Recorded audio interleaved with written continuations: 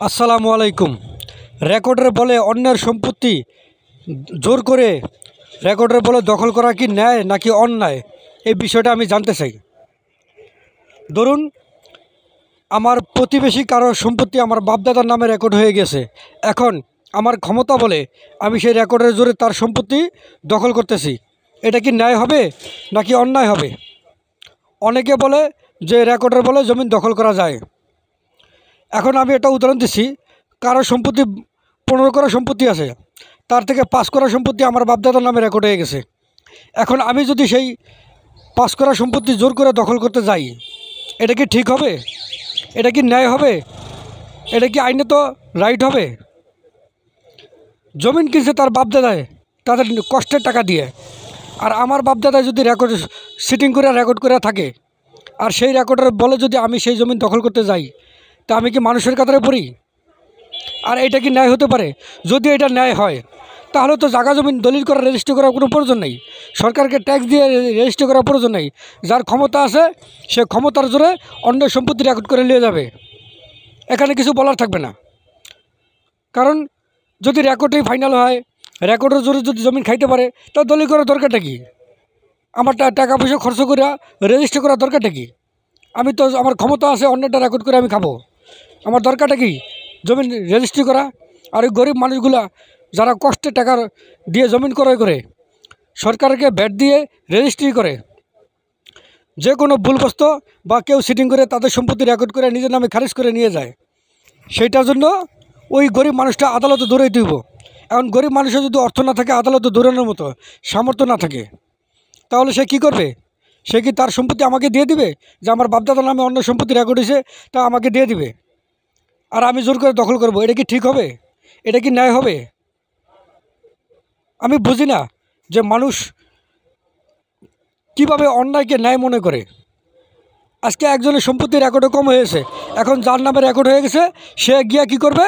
ওই সম্পত্তি দখল করার চেষ্টা করবে। অনেকে সাপোর্ট দিবে যে তোমরা আদালত করে আসো, তারপরে জমিন পাইও। এখন ওর নামে রেকর্ড হয়েছে, ওকে বুঝাই দিয়ে দিই আমরা। তো যদি ওর নামে রেকর্ড হয়, ওকে বুঝাই দিয়ে দেয়, তাই ওই গরিব মানুষ কোনো দিন আদালত করতেও পারবে না, আর রেকর্ড ভাঙতেও পারবে না, জমিন ফেরত আনতে পারবে না। আর রেকর্ডের জোরে সে অন্য জায়গায় বিক্রিও করতে পারবে। যদি এই ধরনের আইন থাকে, তো আর মানুষের দরকারটা কি এই যে কষ্ট করে টাকা দিয়ে জায়গা জমিন রেজিস্ট্রি করার? রেজিস্ট্রি না করে যার ক্ষমতা আছে সে মানুষের জমিনে খেয়াল রাখবে কখন কার্ডটা রেকর্ড করানো যায়, নিজের নামে রেকর্ড করানো যায়, রেকর্ড করে নিব, পরে দখল করে নিয়ে যাব। তাই তো জোর জুলুমের আইন চালু করলেই তো হয়। আমি সরকারের কাছে অনুরোধ করছি এই সমস্ত বাটপাড়ি সিস্টেম যারা করে তাদের ব্যাপারে ব্যবস্থা নেওয়ার জন্য।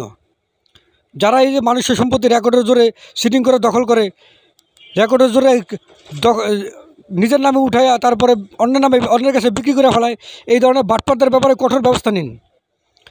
যদি আপনারা ব্যবস্থা না নেন, তাহলে জনগণকে বলে দিন যে দলিল আর জমিন সরকারকে ভ্যাট দিয়ে দলিল করার প্রয়োজন নেই। যে যেমন পারো রেকর্ড করে জোর করে খাও। যখন আল্লাহর গজব আসবে তখন এগুলো ভালো হবে, এর আগে হবে না।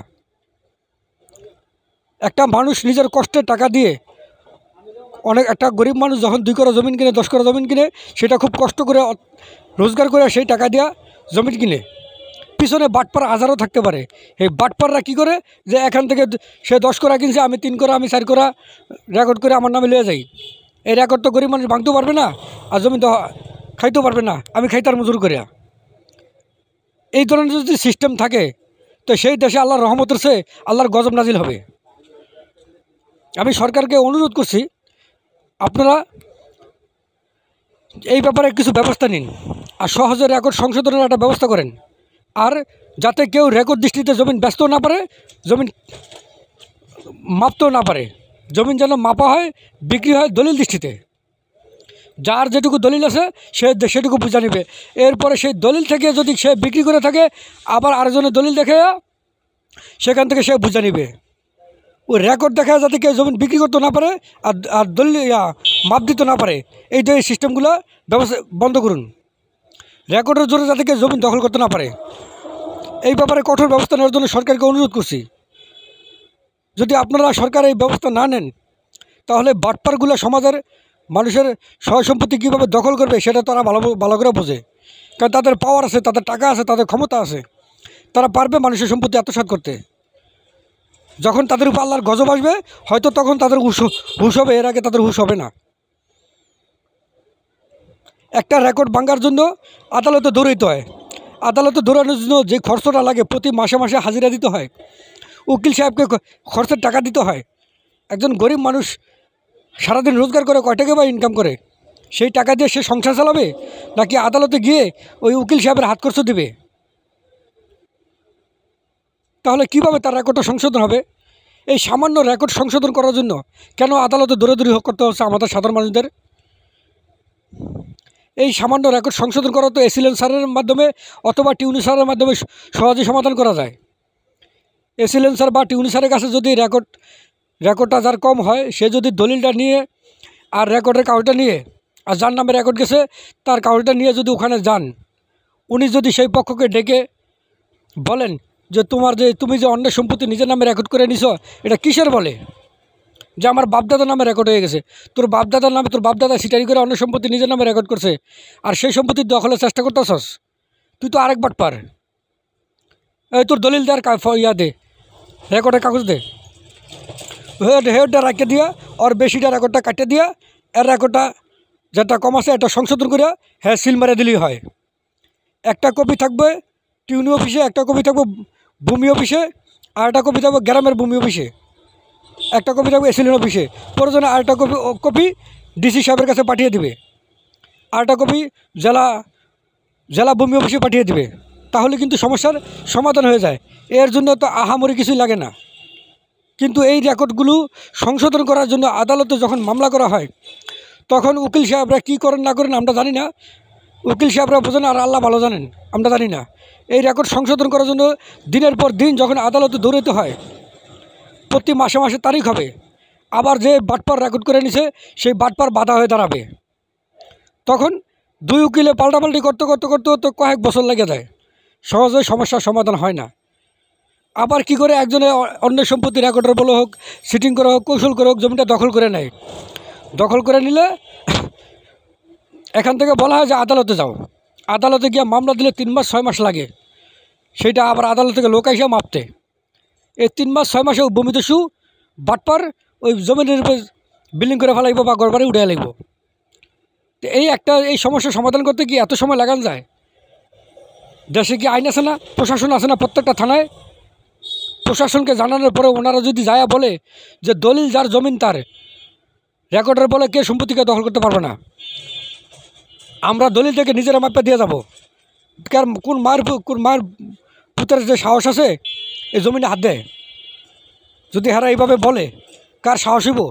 এরপরে এরা দু পক্ষের দলিল থেকে মাপা যদি খুঁটি গাড়া দিয়ে আসেন একজন আমিন দিয়া, এই খুঁটির ভিতরে হাত দেওয়ার মতো সাহস হইব কেউ? এই খুঁটির উপরে 146 দ্বারা জারি করে দিয়ে আসবে। তখন যত বড় শেয়ার না হোক, বাটপার হোক, তাদের সাহস হবে না জমি দখল করতে। আর সমাজে গ্যাঞ্জাম মারামারিও কমে আসবে। আমি সরকারকে অনুরোধ করছি এই ব্যাপারে আপনারা একটা কঠোর ব্যবস্থা নিন, যাতে রেকর্ডের জোরে জমিন কেটে বিক্রি করতে না পারে আর দখল করতে না পারে। আর জমিনের মাপ সম্পূর্ণ দলিল দৃষ্টিতে হোক, দলিল দৃষ্টিতে জমিনের মাপের ব্যবস্থা করেন। বিগত সরকারের আমলে একটা আইন করেছিল দলিল যার জমিন তার। এখন সেটাকে আমি মনে করি বাস্তবায়ন করা উচিত। কেউ যাতে রেকর্ডের বলে কোনো প্রকার সিটিংবাজি না করতে পারে। এখন যারা আছেন ওনারা সৎ সরকার, আমরা যতটুকু জানি ওনারা সৎ সরকার, ওনারা দুর্নীতিবাজ নয়, সৎ সরকার, আর কোনো দলের সরকার নয়, নির্দলীয় সরকার। তো সেহেতু নির্দলীয় সরকারে তিনি জনগণের সরকার, জনগণের সমস্যাগুলো শুনবেন এবং সমাধান করবেন, এটি আমরা বিশ্বাস করি। এখন এই যে জমিন যাতে কেউ রেকর্ড করে সিটিং করে কৌশল করে দখল করতে না পারে, এই ব্যাপারে সহজ সিস্টেম যেগুলো আছে সেগুলো ব্যবস্থা করার জন্য আমি মাননীয় সরকার প্রধানকে এবং আদালতে যিনি জজ সাহেব আছেন আপনাদের প্রতি সম্মান রেখে, উকিল সাহেবদের প্রতি সম্মান রেখে অনুরোধ করছি এটার ব্যাপারে একটা সহজ ব্যবস্থা নিন। প্রশাসনের প্রতি সম্মান রেখে অনুরোধ করছি এই ব্যাপারে একটা সহজ ব্যবস্থা নিন, যাতে এই বাটপাররা পরের সম্পত্তি আত্মসাৎ করতে না পারে। আসসালামু আলাইকুম। যদি আমার কথার মাঝে কোনো ভুল ত্রুটি হয়ে থাকে সবাই ক্ষমার দৃষ্টিতে দেখবেন। আসসালামু আলাইকুম।